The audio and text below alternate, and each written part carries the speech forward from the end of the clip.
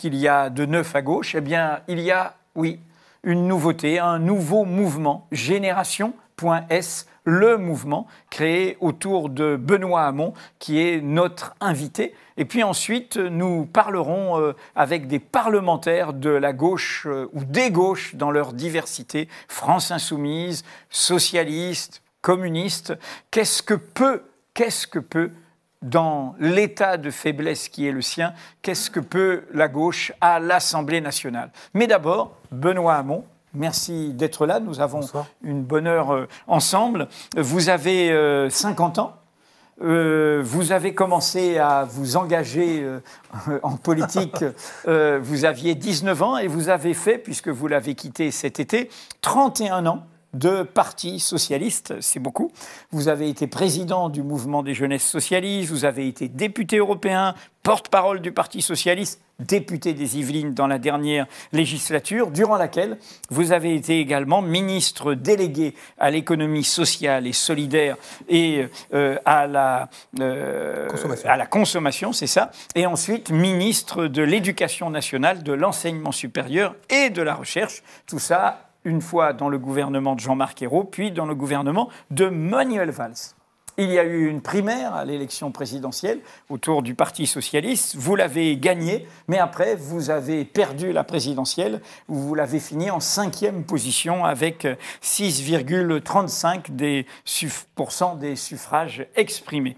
Le 1er juillet de l'année passée, 2017, vous avez annoncé la création de ce mouvement et votre départ du Parti socialiste, mouvement du 1er juillet au début, et puis finalement le 2 décembre, a été créé ce mouvement que chacun peut aller découvrir sur Internet d'un nouveau genre, Génération.S. Et nous allons voir ce qu'il en est, mouvement dont vous n'avez pas de titre de dirigeant, vous êtes simplement qualifié de membre fondateur dans le cadre d'une direction collective. Nous allons visiter tout ça avec mon collègue et confrère Stéphane Aliès qui vous suit de près depuis longtemps. Alors, pour commencer, on va pas vous n'allez pas sans doute apprécier ce qu'on va vous proposer. Nous, c'est notre rôle comme journaliste, on pense que le présent est toujours fait de passé et qu'il y a toujours un à-présent du passé. Et donc, vous avez décidé de tourner une page, 31 ans, je l'ai dit, quitter le Parti socialiste, faire quelque chose de nouveau. Et donc, notre première question, c'est un peu, pour bien tourner la page, il faut d'abord bien l'avoir relue ensemble. Et donc, on se demande, discussion collective, la question n'est pas que de moi, si, au fond, dans la dernière période, notamment, vous n'avez pas tout fait à l'envers et à contretemps. Je résume. Vous avez participé, avec Arnaud Montebourg, à l'ascension de Manuel Valls, qui a, au fond, en étant nommé Premier ministre en 2014, contribué à briser ce qui faisait un peu l'unité de la gauche ou des gauches dans leur diversité. Il a été nommé, ça a provoqué le départ des écologistes, mais vous êtes resté et vous avez même monté en grade en étant ministre de l'Éducation alors que Cécile Duflot quittait. Quelques mois après, à l'été 2014, vous n'avez pas vraiment décidé de partir, plutôt on vous a sorti et vous étiez plutôt de ceux qui, après cet incident de la cuvée du redressement, auraient peut-être préféré rester, semble-t-il. Ensuite, en 2015, l'un de vos proches, Pouria Amirchahi, a dit « il faut sortir de tout ça, il faut créer quoi ? Un mouvement ». Ce que vous allez faire, mais 2 ans plus tard, un mouvement, le mouvement commun, mais vous ne l'avez pas suivi tout en le regardant d'un œil amical. Et puis enfin, vous quittez après la défaite, mais vous quittez peut-être au moment où il y aurait peut-être une bataille à mener justement au Parti socialiste en vue de son congrès d'avril prochain. Bref, comment, toutes mes questions sont simplificatrices et grossièrement provocantes, mais comment vous, votre génération, y compris Aurélie Filippetti qui vient de rejoindre, votre ancienne ministre, votre mouvement Génération, quel est, pour qu'on vous écoute, pour que votre parole ait une certaine portée, quel est votre regard critique, autocritique? Comment vous revisitez tout ça? Non pas ce qu'ont fait les autres, mais ce que vous avez fait. D'abord, vous avez évoqué le Parti socialiste qui va avoir un congrès. Je vais commencer par ça et puis je vais peut-être faire le chemin inverse que vous m'avez proposé. Moi, j'en ai fini avec ce que j'appelle le supplice de l'espérance.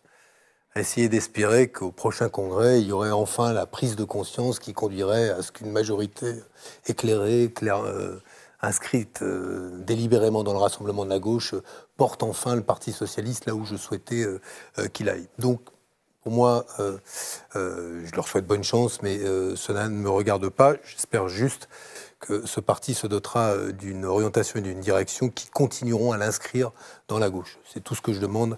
Le reste, je ne m'y intéresse pas et je ne veux pas m'en mêler. Après, je vais concéder une vraie faute politique.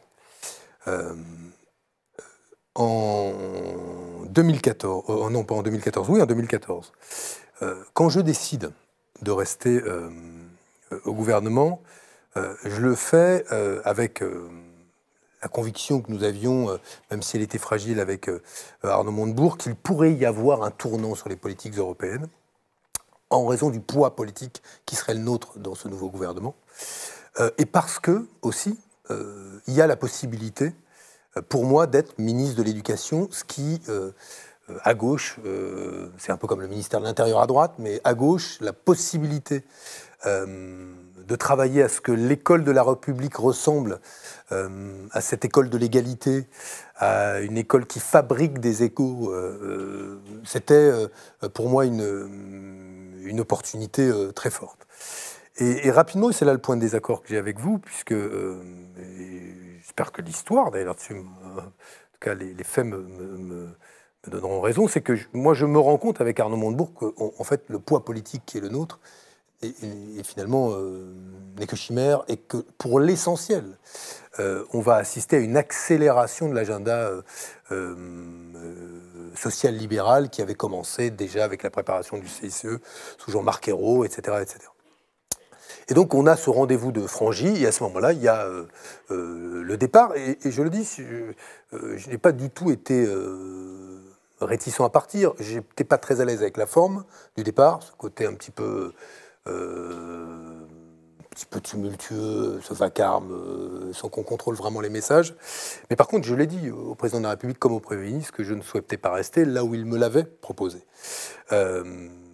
À partir de là, on pourrait faire la liste effectivement des moments où il eût été opportun peut-être de sortir, peut-être plutôt en même temps, je vais vous dire. Moi, ma part de vérité, même si elle se traduit par un échec à la fin, en tout cas la vérité des convictions et du projet que j'ai porté, elle commence aux primaires et elle se termine le 23 avril ou se prolonge le 1er juillet. Mais c'est dans ce moment-là que je mets dans le débat public ce en quoi je crois. J'entends bien, mais avant... mais c'est pour vous dire que sur ces questions, en tout cas cette question que vous me posez, est-ce qu'il n'aurait pas fallu sortir en même temps que pour Yamir Chaïs, qu'il n'aurait pas fallu, peut-être, sans doute, qui n'a pas à un moment ou à un autre cédé à une forme d'hubris, c'est-à-dire que le ministère de l'Éducation nationale, ce que je me reproche, c'est d'avoir cru que j'aurais pu y faire avec ce gouvernement-là ce que je voulais y faire. Et il y a sans doute eu, dans ce moment-là, une forme j'ai cédé à l'hubris, l'idée de... Juste une relance pour bien préciser ça. Premièrement, quand on voit l'évolution encore plus droitière, autoritaire, réactionnaire, conservatrice de Manuel Valls aujourd'hui, comment est-il possible que des gens aussi expérimentés dans les débats internes au Parti socialiste, ayant vu déjà ce que défendait Manuel Valls, qui disait qu'il faudrait changer le nom, etc., aient pu croire que vous pouviez vous embarquer au cœur de ce quinquennat autour de cet homme comme Premier ministre. On a surestimé le poids politique qu'on aurait et la capacité de François Hollande à en tenir compte. Et ce qu'on a surestimé, c'est ça, et sous-estimé la conversion libérale qui était celle de Manuel Valls, mais ça qui était ancienne, et de François Hollande. Et incontestablement, on a surestimé nos propres forces, mais ce sont des choix compliqué, ce de dire « Ok, on les laisse gouverner pendant 2 ans et demi selon un agenda qui nous inquiétait », ou alors on essaie de peser de l'intérieur. C'est toujours, c'est jamais simple. Vous auriez pu continuer avec Jean-Marc Ayrault. Pourquoi Jean-Marc Ayrault est un social-démocrate plus traditionnel qu'un Valls qui quand même plus est traditionnel, mais avec objectivement, des choix politiques qui étaient faits sur les questions économiques. Mais c'était pire avec Valls encore. Qui vous dit qu'il n'y aura pas eu ce qu'on appelle la loi Macron et les lois travail, on y courait tranquillement. Et le fait est, qu'au moment de la déchéance de nationalité, c'est sans doute une décision de Manuel Valls et de François Hollande, à laquelle s'est opposé Jean-Marc Ayrault, et à laquelle il a fini par ne plus s'opposer pour réintégrer le gouvernement. Donc, comment vous dire, sur ces questions lourdes qui mettaient en jeu les valeurs, les principes, et on parle souvent de la déchéance de nationalité, mais pour moi, c'est la rupture intellectuelle, culturelle, avec ceux qui acceptaient finalement de toucher à un principe sacré de la République. Mais la loi travail est une rupture au moins aussi forte. Parce la loi dite El Khomri. La loi El Khomri, parce qu'elle pose un principe que la gauche n'avait jamais osé poser jusqu'ici. C'est que la responsabilité du chômage tenait à l'accumulation des droits pour les salariés et qu'il fallait alléger les droits des uns pour pouvoir embaucher les autres. Et d'ailleurs, au passage, comme le fait maintenant, et avait commencé à le faire le précédent gouvernement, en contrôlant davantage les chômeurs, etc. etc. Donc ces 2 ruptures-là, qui étaient intellectuelles, philosophiques aussi, m'ont conduit, moi, à déposer d'ailleurs à l'époque une motion de censure, à prendre mes distances. Mais la vraie rupture, elle est affranchie et se prolonge ensuite. Peut-être aurais-tu dû intervenir plus tôt, mais bon, c'est ainsi. Dans ce que vous avez créé, sans doute vous avez été inspiré en partie par ce qu'avait fait justement Pouria Amir Chahi, c'est-à-dire un mouvement, puisque le mouvement commun, et vous, c'est Génération le mouvement. Question, toujours pour tester la confiance que ceux qui nous écoutent peuvent avoir dans ce projet. Vous avez fait ça pour avoir votre écurie, vous avez fait ça pour avoir votre propre mouvement, pour vous dire j'ai plus de marge au PS et il faut que j'ai un levier. Vous voulez vous-même être à nouveau candidat, vous voulez être tête de liste à une campagne européenne. Il y a une conférence de presse qui est annoncée avec le mouvement Diem 25 de Yanis Varoufakis, le 21 janvier. Est-ce que vous... Question simple, est-ce que, quels que soient les habillages, vous avez fait ça pour faire un mouvement autour de Benoît Hamon qui permet à ce que Benoît Hamon rentre dans le jeu? Bon, d'abord, pourquoi on l'a fait? Question cash, comme oui, cash, non mais vous avez raison. Bon, d'abord, le premier acte, c'était de quitter le Parti socialiste. La question était, est-ce que j'arrête, ce qui était une option. La politique, vous la politique, l'engagement, ou est-ce que, dans le sillage de l'élection présidentielle, on continuait le travail qu'on avait commencé? Pourquoi? Parce que là où l'élection présidentielle est utile, malgré tout, à la gauche, même si elle connaît une défaite historique, c'est que on a réussi, durant cette année chaude sur le plan politique, où les consciences sont en éveil, où le dimanche, au repas de famille ou dans l'entreprise, on parle des sujets politiques mis en débat, on a réussi à faire basculer, à partir de la primaire, le débat de la question identitaire et nationale à la question sociale, notamment par le revenu universel. Et le revenu universel nous a permis, de surcroît, d'interroger la question du travail, d'interroger la question du contrat social, comment finance-t-on la solidarité, et on a pu ainsi faire un chemin assez considérable en quelques mois, chemin qui aurait pris quelques années en période tiède ou en période froide.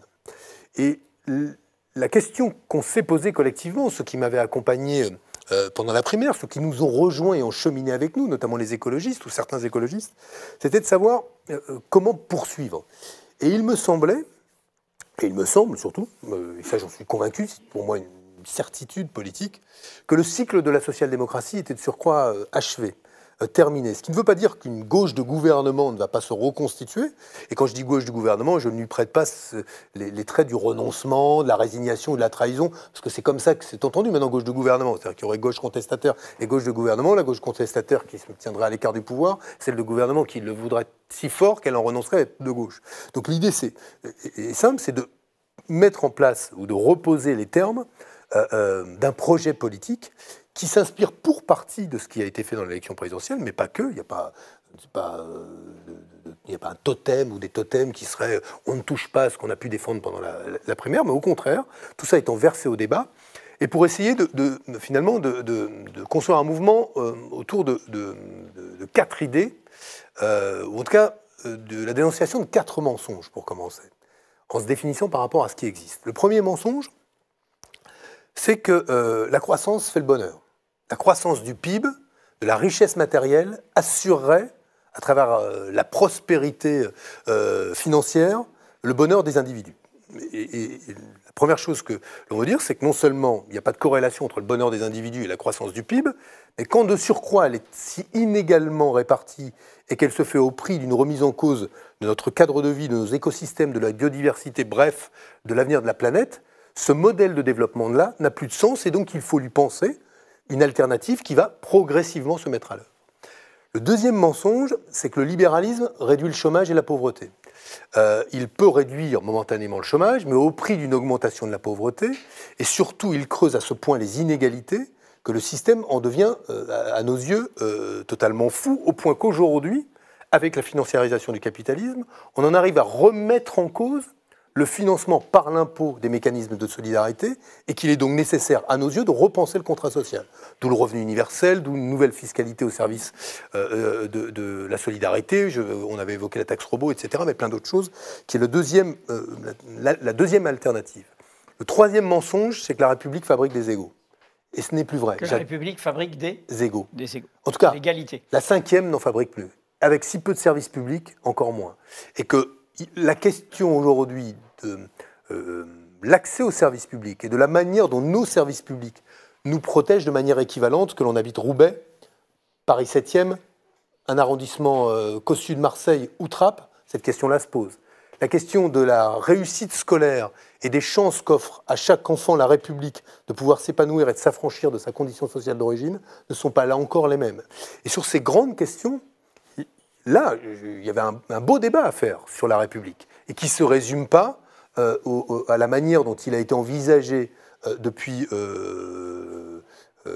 quelques années maintenant, sous la forme d'une instrumentalisation de la loi 1905 et de la laïcité, sous la forme d'une approche de l'égalité femmes-hommes que moi j'ai au cœur de mon engagement, mais qui se traduisent systématiquement par un focus sur une seule et même catégorie de la population, que sont les musulmans. Donc troisième, et la quatrième, oui. C'était mieux avant. Parce qu'il y a beaucoup de gens à le dire, ça, que c'était mieux avant. Et moi, je ne crois pas. Je ne crois pas que ça a été mieux avant. Je pense qu'on était au contraire, il y a peut-être des choses qui étaient mieux avant, mais globalement, nos sociétés aujourd'hui ne sont pas pires que ce qu'il y avait il y a 10, 20 ou 30 ans en matière de démocratie, de violence, d'injustice. Objectivement, on a tous les instruments aujourd'hui pour faire mieux, plus harmonieux, plus tempérant, plus bienveillant, et en donnant du sens à ces mots-là, autre que celui que leur donne le président de la République, qui aujourd'hui paie en monnaie de singe et en symbole la majorité des Français les plus pauvres, mais paie en euros sonnants et trébuchants les Français les plus riches. Donc, autour de ça, on construit un nouveau mouvement. Alors, il y a Benoît Hamon dedans, je vous confirme, j'y suis. Cette incarnation-là nous aide à cette étape du mouvement, parce qu'elle nous permet, dans le sillage de l'élection présidentielle, de pouvoir d'avoir eu autant d'adhérents si vite, ou de membres, puisqu'il n'y a pas encore de cotisation. Combien ? C'est plus de 50 000 aujourd'hui. Alors, ce sont des... numériques. 50 000 personnes qui remplissent un questionnaire, qui répondent, etc. Beaucoup qui font des dons par... on a le même problème que vous, hein, on demande aussi aux vies des dons. Et donc, mais on est vraiment plutôt content. C'est-à-dire qu'on ne pensait pas... on est plutôt sur la courbe haute de nos prévisions. Mais Benoît Hamon, là-dedans, il est évidemment... je ne vais pas dire parler de moi à la troisième personne, ça va devenir ridicule, mais évidemment, je suis une personnalité centrale du mouvement, celle qui l'incarne aujourd'hui dans les médias. Je vais vous rendre public notre organigramme, nos porte-paroles, donner de la visibilité aussi à une génération nouvelle. Vous le verrez dans le binôme de porte-parole que nous aurons, avec la volonté justement de se sortir de ces figures de l'ancien quinquennat, voire même des... Vous m'avez donné un gros coup de vieux. Je n'avais jamais mesuré que j'avais fait 31 ans de ma vie au PS. Mais, et donc, il n'y aura pas que cela. On va le voir, ça va se voir. Et voilà, donc maintenant, vous me posez plein de questions sur l'avenir. On verra. Moi, je construis avec d'autres d'abord un mouvement politique crédible. Vous avez laissé entendre que vous serez candidat aux élections européennes. Oui, c'est une question qu'on se pose très concrètement en ce moment. Je vais en parler avec Yanis Varoufakis. C'est la première échéance électorale, c'est en 2019. Très proche des municipales. 2020. Qui est pour nous au moins aussi importante, sinon plus presque. Mais oui, l'enjeu européen, pourquoi est-ce que assez naturellement un mouvement comme Génération s'inscrira dans ce débat-là? D'abord parce que dans la charte que nous avons adoptée, nous nous disons fédéralistes. Nous disons aujourd'hui qu'il n'y a pas de solution hors d'Europe à la crise européenne. Nous considérons aujourd'hui que les choix qui sont faits, tant à la Commission qu'au Conseil, qui continuent à mettre en œuvre un agenda qui se traduit par une politique d'austérité, la volonté de ne pas user des instruments qu'on a, notamment des politiques monétaires, pour engager la transition écologique. La poursuite d'une politique qui aspire à multiplier les accords de libre-échange. On a le CETA, on pourrait avoir le TAFTA, mais en gros, le pari du libre-échange comme instrument de la croissance. La dérégulation du marché du travail, la réduction de la dépense publique. Bref, tout ça qui est en train de désintégrer l'Europe, cette politique-là, qu'elle aura des défenseurs, le tandem Macron-Merkel, qui défendront cet agenda-là, et qu'en face, la seule riposte que l'on entend nous réplique est ou nationaliste extrême droite, ou souverainiste, mais avec un agenda qui pourrait conduire à la sortie de l'Union européenne. Nous disons même à traité constant, même s'il faut vouloir changer les traités, qu'à traité constant, nous sommes capables, le lundi qui suit les élections européennes, à 9h du matin, quand les portes de la Commission s'ouvrent et celles du Parlement européen, de mettre sur la table un projet politique qui change et réoriente les choix de la construction européenne. En clair, nous considérons qu'il n'y a pas de solution, pas d'autre solution qu'européenne à la crise de l'Europe. Le rejet des politiques austéritaires et du libéralisme ne nous amènera pas à jeter le projet européen avec, même si on mesure tous les obstacles qu'il y a sur le chemin. C'est la démarche, en tout cas, sur laquelle nous travaillons aujourd'hui avec Diem 25, mais pas que. Mais la démarche, la finalité de cette démarche, c'est d'obtenir une majorité, parce que pour faire ça, pour pouvoir réorienter l'Europe, il faut être majoritaire. Mais nous visons à être le groupe, si demain nous avons des candidats, le plus important possible au Parlement européen. Oui, mais votre chemin de crête entre le souverainisme ou la défense d'un plan B européen et le merkelisme macronien... c'est un lac, une mer, un océan. En l'état des derniers votes aux européennes, c'est pas si évident. Mais qui votera on verra. Mais si la seule manière de dire « vive l'Europe aujourd'hui », c'est de continuer avec des gens qui vous disent « vive l'Europe, mais surtout n'y faisons pas de politique, il n'y a qu'une seule politique possible », elle conduira à ce que viennent grandir et grossir les rangs de ceux qui rejettent le projet européen. Je vais quand même mettre à la place des gens de gauche, 2 secondes. Parce que moi, je suis anti-austéritaire jusqu'au bout des ongles. Je ne supporte pas cette politique-là, celle qui fait du service public le responsable de tous les problèmes, des chômeurs le responsable de leur propre chômage, des sans-abri le responsable du fait qu'ils n'ont pas de toit au-dessus de la tête, etc. etc. Tout ça est un non-sens absolu. Mais, et j'assume moi, par exemple, qu'il faut avoir des règles de protection des intérêts européens aux frontières de l'Europe. Que vis-à-vis du Canada, des États-Unis, de la Corée ou de la Chine, il faut arrêter de se comporter comme des nains politiques qui ouvrent grand leurs frontières, ne savent pas protéger ni leurs modèles sociaux, ni leurs services publics, etc., etc.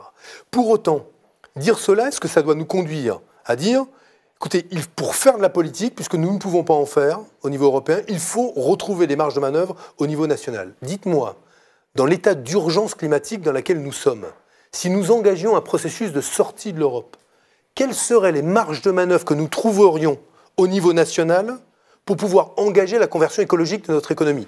À supposer qu'on les trouve quand même, en dépit du coût d'une sortie de l'Union européenne. À supposer qu'on les trouve quand même. Allez-vous me dire à quoi cela servirait-il qu'il n'y ait que la France à convertir son économie à l'écologie et que tous les autres, eux, restent l'arme au pied, sans engager ce qui devrait être la contribution du continent européen à la lutte contre le réchauffement, c'est-à-dire l'engagement de l'Europe dans ce projet-là. Quelle est la clé pour changer cela? Tout le monde la connaît, tout le monde sait où elle est, à traité constant. La Banque Centrale Européenne et la Banque Européenne d'Investissement. On est parfaitement capable aujourd'hui, au regard des politiques monétaires qui ont été permises par le Conseil et la Commission, c'est-à-dire des politiques dites de quantitative easing. La Banque Centrale Européenne injecte jusqu'à 80 milliards certains mois, aujourd'hui 40 milliards d'euros chaque mois dans l'économie européenne pour soutenir les banques qui sont censées prêter aux entreprises et aux ménages et pour amener la croissance. Plus de 2000 milliards depuis 2015. Si nous avions fléché, allez, un tiers de cela, vers des investissements, des travaux d'infrastructure, une transformation de notre modèle économique qui favorise la transition énergétique, qui recherche un modèle économique qui soit beaucoup plus sobre, qui, sur le plan énergétique, qui fasse le choix de la transition écologique, je pense à l'agroécologie, je pense à la montée en puissance du bio, on pourrait voir, il y a des milliers de secteurs possibles. Eh bien, nous aurions là un continent européen, mais c'est possible tout de suite quasiment, qui se mettrait en ligne avec les engagements des accords de Paris. Donc, c'est aussi en raison de cela que moi je pense qu'aujourd'hui, il faut absolument faire le choix de l'Europe. Benoît Hamon, on va poursuivre justement avec Stéphane Aliès, c'est-à-dire que vous créez un nouveau mouvement dans cet état de chamboule-tout et de 30 grandes crises. C'est pour ça qu'on vous posait la question du bilan de la gauche. Je vous écoute, je me dis tout ce qu'il dit sur l'Europe, on voit bien en quoi ça le dissocie d'un de ses partenaires, la France Insoumise, qui n'a pas tout à fait ce même type de discours. On l'a pour le moins illustré dans les débats, y compris avec un de vos soutiens, Thomas Piketty, qui avait discuté avec Éric Coquerel sur ce sujet pendant la campagne présidentielle, ici même à Mediapart. Mais question toute simple, je vous écoute, il y a un mouvement qui s'appelle Europe Écologie Les Verts, qui est profondément distingué dans l'offre politique par son engagement européen. Pourquoi rajouter un mouvement en plus entre ces deux-là? Vous voulez être le trait d'union? C'est une question, oui, vous comprenez bien, parce qu'on essaye de comprendre, y compris, vous n'avez pas répondu à ma question. Si vous êtes par exemple candidat aux élections européennes en 2019 et que vous êtes élu, vous ne serez pas candidat à la présidentielle, puisque si vous vous engagez sur l'Europe, vous vous engagez vraiment. L'Europe, ce n'est pas un petit garage pour aller se faire un petit complément de revenus. Donc ça veut dire, et dites-le ce soir, que si vous êtes candidat en 2019 et que vous êtes élu au Parlement européen, vous ne serez pas candidat à la présidentielle. Ni l'un ni l'autre, parce que je ne sais même pas si je serai candidat aux élections européennes. Et alors pour ce qui est de 2022, Edwy Plenel, je veux bien qu'on fasse des... Non, mais je vous posais la question. Non, mais je ne veux pas vous faire un numéro de plaquette sur 2022. C'est une question de principe sur le cumul ou pas. On a vu, mais d'accord, mais c'est pas... Yannick Jadot avait abandonné, ou Pascal Canfin avait abandonné son mandat de député européen pour devenir ministre. C'est une question de principe. D'accord, mais si vous êtes candidat, rien ne vous empêche d'être.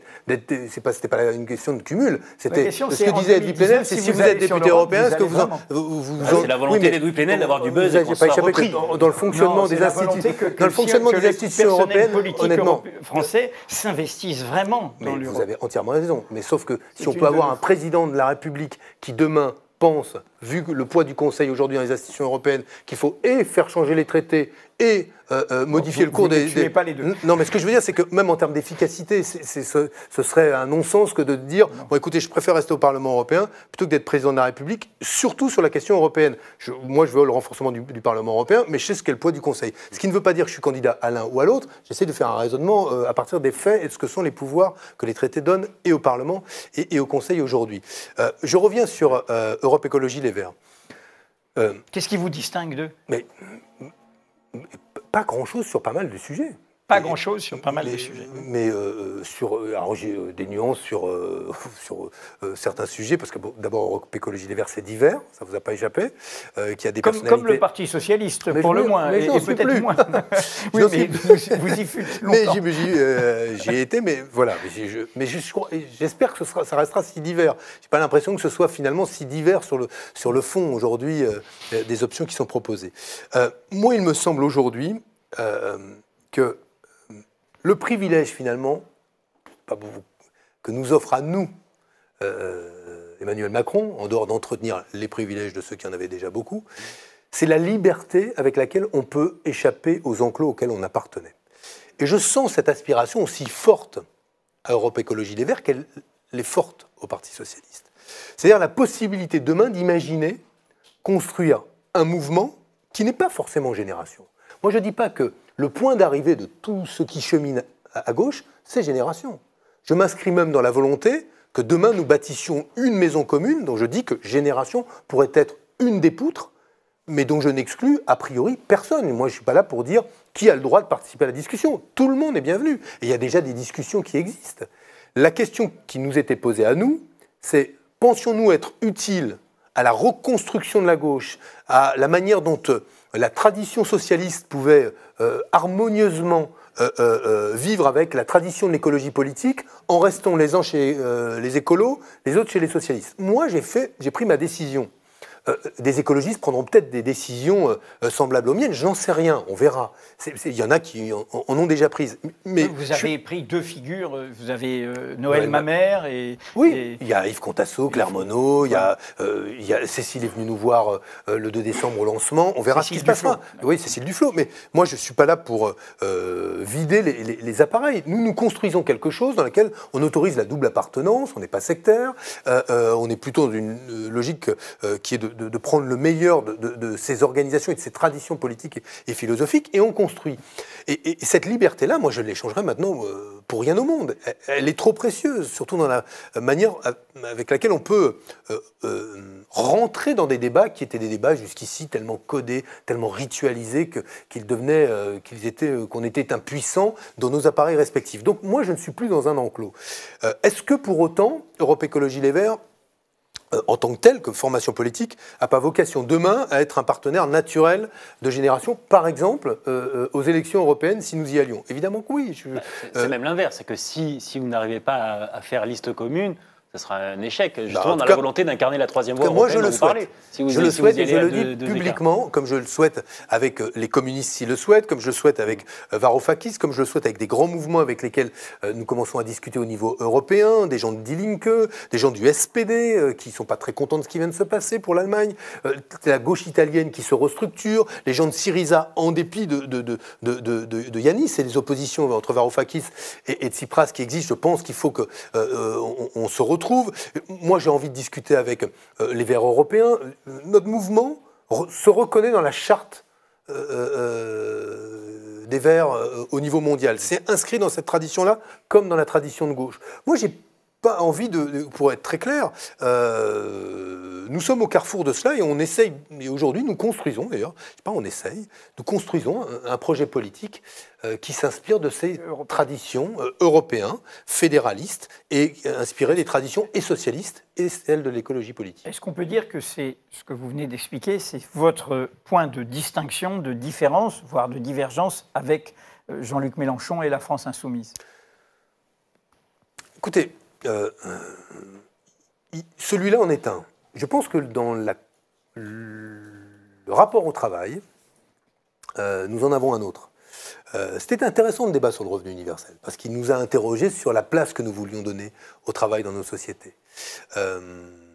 Moi, je suis convaincu qu'il faut qu'on prenne toute la mesure des transformations à l'œuvre, en lien notamment avec la révolution numérique et la financiarisation du capitalisme. La destruction des emplois par la révolution numérique. D'une part, la financiarisation du capitalisme a conduit à une explosion des statuts dans les entreprises et une individualisation de facto du statut des salariés ou du travailleur qui sont de moins en moins liés aux autres travailleurs et dans l'obligation de devoir s'en sortir eux-mêmes, donc plus d'individualisation.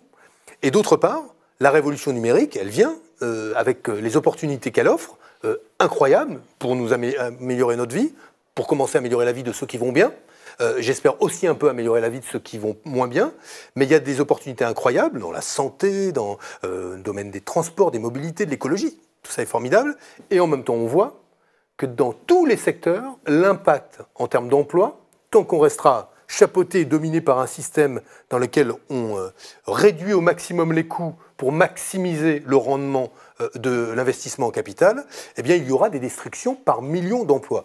Je veux dire, moi, j'aimerais bien que ce soit le contraire. Je pense qu'on peut éviter cela. Et vous disiez divergence avec la France insoumise. Mais justement, dans le fait que la conclusion que nous on en tire, c'est qu'il faut faire le revenu universel comme un moyen justement, puisque le travail est de plus en plus individualisé, de redonner de l'autonomie à celui qui n'en a pas vis-à-vis de son employeur. Quelle est la capacité que j'aurais, moi, demain, si je travaillais dans un EHPAD, une maison de retraite, que je gagne 1 200 € par mois, quelle est ma capacité à négocier? Nulle. Elle est nulle. Si demain j'ai un revenu universel qui complète mon salaire, j'ai donc un pouvoir d'achat qui me permet d'envisager la réduction de mon temps de travail. Donc je retrouve de l'autonomie et de la capacité à négocier. Première chose, s'adapter au monde tel qu'il est. Moi, je suis très favorable à ce que plusieurs syndicats, CGT, CFDT, pensent en termes de démocratie sociale, d'amélioration de la représentation des salariés et d'une forme finalement de gouvernance plus démocratique des entreprises. J'y suis favorable. Mais je constate que dans la réalité du fonctionnement des entreprises et des politiques dites de ressources humaines, on parle dans le management, on ne parle pas de hiérarchie, tous ces mots-là ont disparu, on ne parle plus que de projet. Et chaque individu doit savoir quelle est la meilleure manière d'être utile au projet d'entreprise. Et dans les faits, on est seul face à sa direction des ressources humaines, on est seul face à son employeur, et il faut donc réarmer, rééquiper les salariés pour qu'ils puissent reprendre le contrôle de leur vie. Le revenu universel y répond.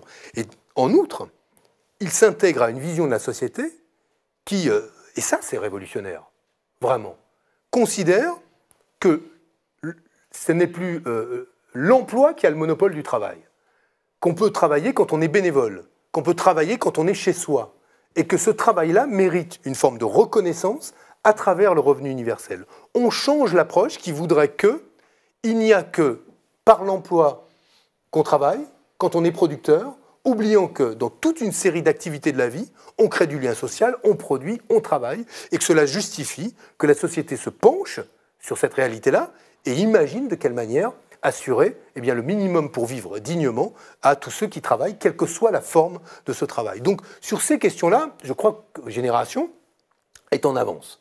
Dans le débat politique. D'ailleurs, il n'y a qu'à voir la manière dont le débat monte. On est en avance, et en même temps, on aura un vrai débat politique avec les libéraux, parce que la capacité du capitalisme est toujours de s'adapter admirablement bien à sa critique. Et aujourd'hui, on voit bien que sur le revenu universel, une partie du camp libéral s'approprie, ou en tout cas s'approprie, l'ont défendu aussi historiquement, mais refait du revenu universel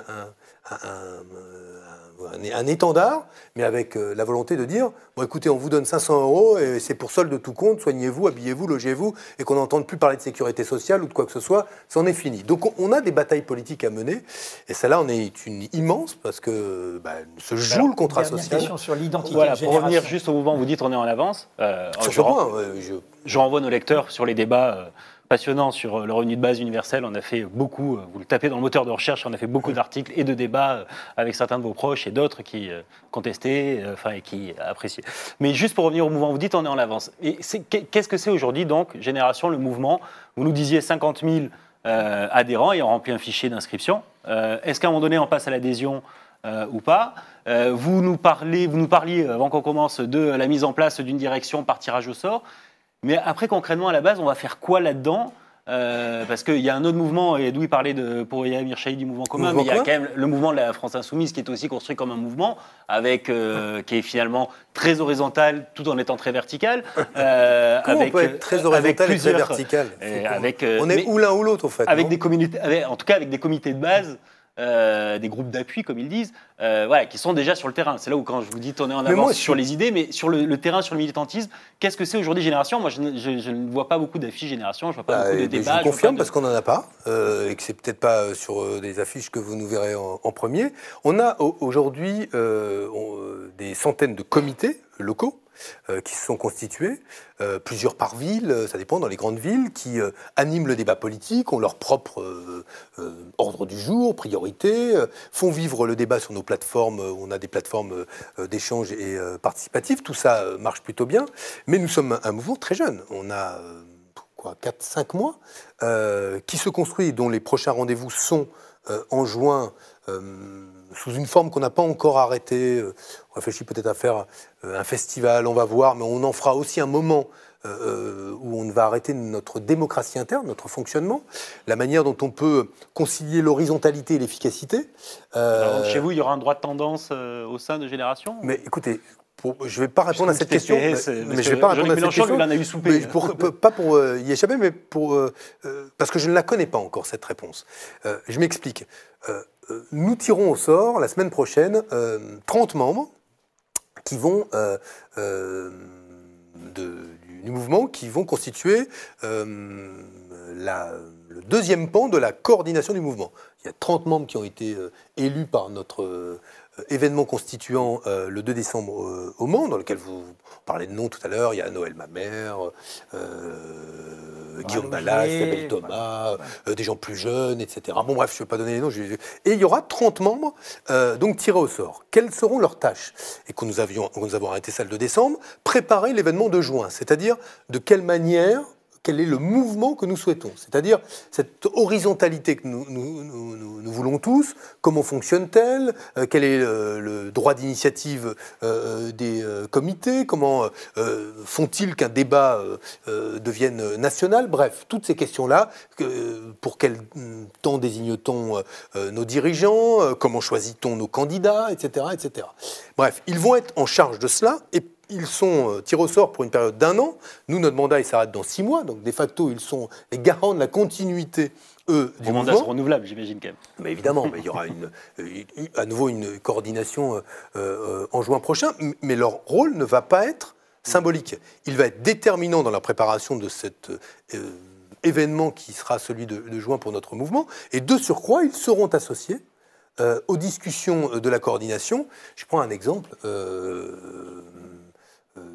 Les grands sujets autour des grands conflits écologiques, ce qui vient de se passer avec Notre-Dame-des-Landes, il y aura d'autres conflits de cette nature. Comme il n'y en a pas qu'en France, il y en a en Inde, il y en a en Chine, il y en a en Amérique du Sud, où on voit des citoyens aujourd'hui se mobiliser, décider d'occuper parfois l'espace public, de privilégier l'usage à la propriété pour s'opposer à un modèle de développement. Il y a des travaux d'infrastructure dont ils estiment qu'outre le fait qu'ils bouleversent ou bousillent leur cadre de vie, ils remettent en cause la biodiversité, sont fondés sur des logiques court-termistes, pas long terme, etc. Sur ces grandes questions, voilà, en tout cas, quand on s'y penche, voilà typiquement le genre de sujet sur lequel on travaillera avec cette coordination tirée au sort. Ça me permet une transition, puisque vous parlez au fond de la vie interne, comment on réinvente en rompant avec certaines pratiques de la politique professionnelle où on fait carrière, où on est d'abord assistant d'un élu, puis après lui-même on essaye d'être élu, et puis ainsi de suite, etc. Toute cette question d'une politique saisie par l'État et saisie par la volonté d'en vivre, ces pratiques professionnelles, une révolution récente a montré qu'elles pouvaient cacher d'autres choses, puisque vous avez parlé de la question de l'égalité entre les hommes et les femmes, qui ont ébranlé aussi le monde politique, hein, et notamment 2 organisations qui vous sont très associées dans votre histoire personnelle. Le mouvement de la jeunesse socialiste, dont non seulement vous l'avez dirigé, mais c'est avec vous qu'il s'est autonomisé du Parti socialiste, et l'Union des étudiants de France, l'UNEF. Souvent on dit le vivier du courant amont, disait-on, dans le Parti socialiste, c'est le MJS et c'est l'UNEF. Or, des révélations, dans la foulée de MeToo, Balance ton port, ont montré des pratiques très, pour le moins, condamnables de domination masculine, de harcèlement, voire de violence. Comment, d'une part, comment ça vous a interrogé, vous, sur ce qui est votre propre histoire politique, ce que vous avez été témoin peut-être, et quelles leçons vous en tirez pour l'avenir? Alors d'abord, je vais vous répondre en premier, et puis je vais vous dire les leçons qu'on a tirées pour Génération. Puisqu'on a essayé d'en tirer des leçons en organisation. Pour entendre la leçon pour Génération, on oui, mais bien sûr, je vais répondre. Le regard mais évidemment, il y a finalement ont été mis en lumière dans ces organisations de jeunesse 3 types finalement de problèmes. Premier, c'est des systèmes qui restaient très machistes, de direction, de fonctionnement, où on valorise la virilité en politique, etc., et qui finalement, à l'endroit des militantes, exercent une forme une domination, une volonté de domination forte, sinon permanente. À certains moments, du fonctionnement de l'organisation. Pas à tous, ça dépend aussi des directions, des hommes et des femmes qui dirigent les organisations. Voilà. Première chose. La deuxième et troisième, c'est la réalité du harcèlement et peut-être, dans certains cas, d'agressions sexuelles qui peuvent conduire à dans les deux cas, à des condamnations en justice. Nous avons été confrontés très concrètement à ces problèmes. Avant même, d'ailleurs, MeToo, Balance ton port, Weinstein, etc. Puisque je l'ai déjà dit, je vais le répéter, nous avons été saisis de témoignages de harcèlement dans notre équipe de campagne des présidentielles après la campagne. Ce qui, quand je dis nous, il s'agissait de Guillaume Balas, le député européen, et moi-même, qui avons recueilli le témoignage de ces jeunes femmes et les avons incitées à porter plainte. Elles n'ont pas toutes porté plainte. Et ce qui est intéressant, c'est de comprendre aussi cela. C'est que vous pouvez être victime et n'avoir pas envie de porter plainte parce que vous pensez qu'en portant plainte, vous allez subir encore plus les foudres du système, de la société, que ce que vous avez déjà vécu comme victime. C'est-à-dire que vous culpabilisez comme victime. Chose qui, intellectuellement ou de manière abstraite, on peut, entre hommes, partager, mais tant que vous ne le vivez pas, tant que vous ne le comprenez pas et tant que vous ne le voyez pas, tant que c'est abstrait, ça reste abstrait. Et là, je l'ai vu, je l'ai perçu dans l'inquiétude, l'angoisse de ces femmes-là, et je me suis rappelé comment moi je fonctionnais quelques années avant en disant s'il y a un problème, portez plainte. Comme si c'était simple de porter plainte. Et qu'en fait, cette phrase-là qu'on a peut-être utilisée les uns et les autres dans des organisations, dans des vies respectives, qu'on témoigne de ça, qui est une manière peut-être un petit peu rapide de se sortir d'une situation qui renvoie à notre responsabilité collective par rapport à ces phénomènes-là, effectivement, elle ne suffisait pas, et c'était la réponse que je formulais auparavant, en encourageant les filles à porter plainte, mais sans mots, et en disant après, oui, mais il n'y a pas eu plainte. Oui, mais la réalité, c'est qu'il ne peut pas toujours y avoir plainte, et que de surcroît, on ne peut pas se débarrasser du problème juste en ayant dit « portez plainte ». Donc, nous, on a été confrontés à une série de révélations. Alors, je veux dire, c'est que, moi, je suis fier, alors vraiment très fier, que ce soit dans des organisations que je connais bien, que la parole des femmes se soit libérée et qu'elles aient conduit à ces révélations. J'observe que nulle part ailleurs, ça se passe. Allez me dire que le machisme, le harcèlement et les agressions sexuelles étaient réservés aux organisations de gauche, de jeunesse. Bon, je veux bien, mais je vais aussi être très franc avec vous. Quand je me suis tourné vers ceux qui me tendaient le micro, je l'ai dit plusieurs fois, mais je le répète, pour me dire « Alors Benoît Hamon, qu'est-ce qui s'est passé au MGS ?» Je dis « Oui, c'est très bien ce qui s'est passé, que les filles aient parlé. C'est très bien que des femmes aient parlé à l'UNEF. C'est très bien qu'on continue à parler. » Et quand je dis, mais vous, dans vos rédacs, et vous, dans les cabinets ministériels, etc., tout le monde, où j'entends, encore le mot, joker, on me dit. Joker. Oui, écoutez, moi, je suis dans une organisation aujourd'hui, Génération, qui tire les leçons de cela. Moi, j'ai jamais prétendu que notre fonctionnement était parfait. J'ai jamais prétendu que nous étions exemplaires et que nous avions été les uns et les autres, et moi, y compris vertueux, dans la prise en compte de ces phénomènes-là, mais on en a tiré les conséquences. Alors, quelles sont-elles ? J'évoquais une première innovation démocratique avec un conseil, une direction tirée au sort pour moitié dans notre mouvement, mais nous sommes dotés d'une structure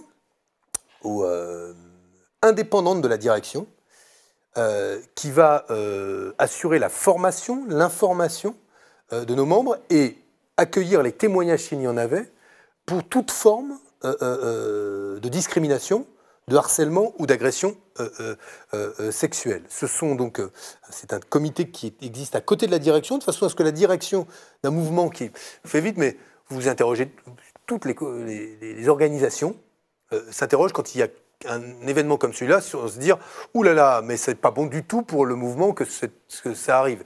Pour qu'on ne soit pas prisonnier finalement de contingences politiques, nous avons voulu que ce soit à côté de la direction, que ces questions-là soient traitées et que finalement des rapports nous soient faits et que qu'on n'ait pas à traiter finalement des cas de harcèlement au gré des humeurs politiques d'une coordination, d'une direction politique. En termes de formation et d'information, l'ancien ministre de l'Éducation que vous êtes ne regrette pas d'avoir, pas tout seul, hein, vous avez participé à plusieurs, mais d'avoir en tout cas été le ministre de l'Éducation qui a accédé aux demandes de tout un gouvernement d'enterrer les ABCD de l'égalité, qui était quand même une des réponses les plus évidentes. Pardon de parler comme ça, parce que c'est cash des vous allez me dire que du coup on a remplacé ça par la formation à l'ESP. Les ABCD, c'était une expérimentation. Donc on disait, on fait des modules, mais totalement divers, d'une académie à une autre. Mais non, c'est pas ça. Écoutez-moi. Le but, c'était, est-ce qu'on généralise une politique qui est une politique de formation des maîtres à la réalité des inégalités femmes-hommes, etc., puisque c'était ça le sujet, mais ce n'était pas de multiplier des expérimentations, on n'en avait pas les moyens, etc. C'était pas un recul face à une pression disant c'est la théorie du genre, pas vrai. etc. C'est avec Najat Vallaud-Belkacem qu'on a pris cette décision ensemble, on a fait un rapport, il y a eu une évaluation de ce qui avait marché, de ce qui n'avait pas marché, on se rendait compte qu'il y avait des modules qui fermaient les élèves, qui se recroquevillaient, qui n'en comprenaient pas la valeur pédagogique, et d'autres qui étaient très efficaces. Quelles conséquences on en tire? On fait une mallette pour tous les enseignants pour pouvoir se former à ces questions. On forme en formation initiale la totalité de ceux qui passent par les écoles supérieures du professorat de l'éducation à ces questions d'égalité femmes-hommes. On ouvre la possibilité aux établissements de pouvoir justement accéder au meilleur des modules des ABCD pour pouvoir justement former les profs et les personnels d'éducation. Et là, pardon de le dire, on s'est focalisé comme d'habitude sur un nom, une étiquette. C'est, je veux dire, le sage vous montre la lune, l'imbécile regarde le doigt. Je ne sais pas pour vous, hein, Stéphane, que je dis ça, mais ce que tout le monde m'a dit, mais vous arrêtez les ABCD, vous arrêtez les ABCD. En réalité, on a eu une politique que jamais on avait eue dans l'éducation nationale en matière d'égalité femmes-hommes. Personne ne sait ce qu'il y avait dans les ABCD. Vous savez ce qu'il y avait dedans, vous? Oui, j'ai quoi Non, mais je vous assure. Non, mais qui sait ce qu'étaient les modules? Moi, je m'y suis intéressé et j'ai regardé l'évaluation. Alors, je veux bien ce truc-là. Pourquoi je me fâche, c'est que vraiment, sur cette question des ABCD de l'égalité... Symboliquement, vous pensez qu'il n'y a pas eu... on n'a pas donné l'impression d'avoir cédé à la frange la plus réactionnaire du pays sur la question de l'égalité homme-femme. Oui, mais on forme tout. On forme... Ah non, mais attendez. Non seulement on forme l'ensemble des profs au fait qu'ils peuvent avoir des comportements dits genrés à l'égard des élèves, quand ils sont profs en maternelle, quand ils sont profs en primaire. Donc on les informe là-dessus, on leur donne des armes, là où les élèves contestent parfois l'égalité femmes-hommes. Pour justement, je suis prof de géo ou prof d'anglais. Je donne un texte sur ce sujet-là, un élève me dit non, mais attendez, ça n'existe pas, etc. Comment moi, comme prof de géographie, sur ces questions-là, j'aborde le problème ou prof d'anglais? Bref, on arme tous les profs aux situations qu'ils pourraient rencontrer et en formation initiale, on s'attache à donner des instruments aux professeurs. Alors, c'est peut-être pas parfait, je n'ai pas été vérifié comment ça se passait aujourd'hui, mais ça a été notre réponse. Avant, il n'y avait rien. Depuis que Benoît Hamon a été ministre de l'Éducation, il y a ça. Avant, il y avait une expérimentation dans quelques académies. Maintenant, il y a dans toutes les écoles supérieures du professorat et de l'éducation. Donc, on peut s'attacher au symbole. Moi, je suis content d'avoir fait ce que j'ai fait. Benoît Hamon, avant qu'on passe à une question d'actualité à laquelle je vais vous demander de réagir, j'avais une question concrète, puisque vous avez compris notre fil conducteur sur comment on réinvente la politique. Vous avez quitté le PS, vous fondez un nouveau mouvement, vous essayez de réinventer de nouvelles pratiques. Tant que je sache, vous êtes toujours conseiller régional en Île-de-France, mais vous avez rejoint, puisqu'on parlait du métier d'enseignant, vous-même, vous avez un métier aujourd'hui? Oui, je viens de créer, c'est tout neuf, une société qui va faire du conseil en matière d'entrepreneuriat social, d'économie sociale et solidaire et de développement du modèle de l'économie sociale. La loi sur l'économie sociale et solidaire, dont j'étais... l'artisan prévoyait que les acteurs de l'ESS vérifient la conformité de leurs principes ou de leur fonctionnement avec les principes de l'ESS plutôt. Et voilà un terrain sur lequel moi je vais proposer aux entreprises de l'ESS de les accompagner et de les aider. Et aussi, pour rien vous cacher, j'aimerais aider un certain nombre d'institutions, notamment à l'étranger, à envisager ou à imaginer de développer des stratégies en matière d'économie sociale et solidaire. Donc, pour l'instant, je suis tout seul. Société de conseil, elle a un nom? Elle s'appelle BH Horizon. BH voilà. Horizon, d'accord. La question d'actualité, bon, il y en aurait plusieurs. Il y a eu le circulé, il n'y a rien à voir à toutes les associations de la société qui se mobilisent sur la question des demandeurs de refuge, de l'hospitalité, de la solidarité. Mais il y a eu surtout aujourd'hui, après 50 ans de bataille, de conflit, la décision du gouvernement de renoncer à l'aéroport, au projet de l'aéroport de Notre-Dame-des-Landes. On va être à la fin en relation avec nos 2 envoyés spéciaux sur la ZAD, la zone à défendre, Jade Lingard et Christophe Gueugnot. Un commentaire, vous avez juste fait un tweet disant « La raison l'emporte », mais encore, quel est votre regard sur en plus ce projet qui a été aussi, j'y insiste, défendu par beaucoup de vos anciens camarades socialistes avec entêtement. Qu'est-ce que vous pensez de ce qui se passe et de ce qu'il faut faire maintenant? Et qui n'a pas été votre préoccupation pendant le dernier quinquennat? On vous a pas souvent entendu... Sur Notre-Dame-des-Landes, je me suis exprimé pendant la présidentielle parce que c'était un sujet de l'élection présidentielle. Vous avez dit que si vous étiez élu, vous y renonceriez. Voilà. Le contraire du président de la République actuel, mais je me réjouis qu'il se rallie à la raison et qu'il ait changé d'avis, le président de la République. Écoutez, moi, je ne mets pas en cause la volonté des citoyens, des élus, des acteurs économiques de penser le développement de cette région. La question, c'est passait-il ce développement par Notre-Dame-des-Landes? La réponse, pour moi, en tant que projet d'infrastructure, était déjà non. Et vu le coût et le prix sur le plan social et de l'ordre public que cela supposait en plus, il me semblait que c'était parfaitement déraisonnable. Donc, moi, je me réjouis de cette décision, et je m'en réjouis parce qu'elle nous permet maintenant, de manière beaucoup plus sereine, d'envisager, notamment en Loire-Atlantique, dans les Pays de Loire et peut-être en Bretagne, l'avenir de ces régions sans être tenu et suspendu au sort de Notre-Dame-des-Landes. On va pouvoir travailler, peut-être qu'il y aura de la rancune, peut-être qu'il y a de la colère, et je peux la comprendre, parce que il y a quand même des gens qui ont l'impression d'avoir été menés en bateau, notamment tous ceux qui, au Parti socialiste, ont tous voté Macron au premier tour des élections présidentielles et pas au second, en contrepartie des promesses qu'il avait faites, et qui se retrouvent gros gens comme devant. Bon, écoutez, moi j'ai été clair sur ce sujet, et Emmanuel Macron a menti, mais c'est pas le seul mensonge du personnage. Je pense qu'il y en a de nombreux, et notamment, je le disais tout à l'heure, ce qui va finir par être sa marque de fabrique, mais pose un problème démocratique évident. C'est qu'on ne peut pas, d'un côté, d'une main, avoir des discours pleins d'humanité, et de l'autre, avoir une politique d'une telle brutalité. Et je vais reprendre l'exemple que je donne partout pour dire qui est à l'origine de cela, mais je le reprends chez vous comme je l'ai donné ailleurs. Et pardon de ma répétition, j'étais à Saint-Étienne-du-Rouvray. À Saint-Étienne-du-Rouvray, le directeur du centre social associatif de Saint-Étienne-du-Rouvray m'a dit l'émotion qui avait été la sienne en écoutant Emmanuel Macron en 2017, en juillet 2017, rendre hommage un an après l'assassinat du prêtre dans l'église, à la résilience de la population à Saint-Étienne-du-Rouvray, notant au passage la qualité du travail associatif et des associations à Saint-Étienne-du-Rouvray. Dans ce centre social associatif, où il y avait 10 emplois aidés, il n'était plus que 6 en raison du non-renouvellement par la préfète de Seine-Maritime, sur instruction du gouvernement, de 4 de ces emplois aidés. Quelle est l'activité qu'abandonne ce centre social? Le soutien scolaire, c'est-à-dire ce qui est devenu indispensable et si précieux à des familles pour espérer que par l'école, leurs enfants puissent réussir et trouver leur propre voie. Voilà ce que sont les conséquences des politiques brutales, indécentes et indignes que met en œuvre ce gouvernement et Emmanuel Macron, quand de l'autre côté, la main sur le cœur, dans de très beaux discours, il est capable d'arracher presque des larmes à ceux qui l'écoutent, ou en tout cas qui sont émus à l'écouter. Eh bien moi, je ne retiens que cela. Et comme beaucoup d'autres choses sur les politiques migratoires, il ne faut pas hésiter à comparer ce que fait Emmanuel Macron sur les politiques migratoires comme il l'avait fait sur l'état d'urgence avec ce qui s'est fait sur la déchéance de nationalité. Nous sommes en train de rompre avec des principes sacrés de la République. Peut-être est-ce moins spectaculaire pour ce qui est de l'accueil inconditionnel. Peut-être est-ce moins spectaculaire, mais c'est comparable.